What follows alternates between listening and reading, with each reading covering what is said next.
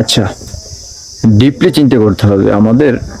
এই যে আহ, সড়ক যোগাযোগ মন্ত্রী ওবায়দুল কাদের ভাই,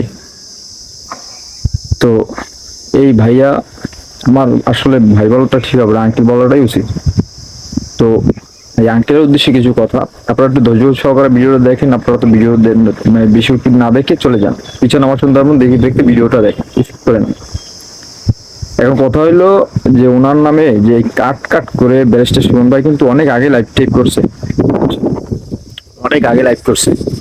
এগুলো কাট কাট করে এটা মনে করেন ওই যে সংসদ ভবনের যে ইটা ওটা ছেড়ে দিছে, সংসদ ভবনের ওইখানে ছেড়ে দিছে। তো এটা করা কি উচিত হয়েছে? মানে কি সংসদ দ্বারা এটা এইটা বলতেছে যে লক্ষ লক্ষ মানুষ ফেসবুক আর ইউটিউবে তোরপার হয়ে গেছে, দেখতেছে, সারা মানুষ দেখতেছে যে ওবায়দুল কাদের স্যার এটা চোর, তারপর সড়ক যোগাযোগ মন্ত্রী চোর, যত নেতা কর্মী আছে এগুলো চোর, এরা খাচ্ছে ওটা খাচ্ছে, এরকম করে করে ছাড়ছে। মানে প্রত্যেকটা দেখতেছেন আপনার ভিডিওগুলা, মানে ভিডিওগুলা ছাড়তেছে। আসলে এগুলো কিন্তু ঠিক না।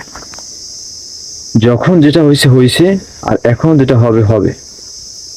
তো আমি সবাইকে একটা উদ্দেশ্য করে কথা বলতে চাই যে যারা ইউটিউব, ফেসবুক, টিকটক প্লাস যত মানে সোশ্যাল প্ল্যাটফর্ম ইউজ করেন, তারা আসলে একটু একটু বিবেচনা করে যদি আপনারা ভিডিওগুলো ছাড়েন, তাহলে দেখা যাচ্ছে কোনো প্রবলেম হয় না। আসলে যে যে কর্ম করবে সেই ফল পাবে, আখেরাতে হোক আর পৃথিবীতে হোক, ফল অবশ্যই সে পাবে।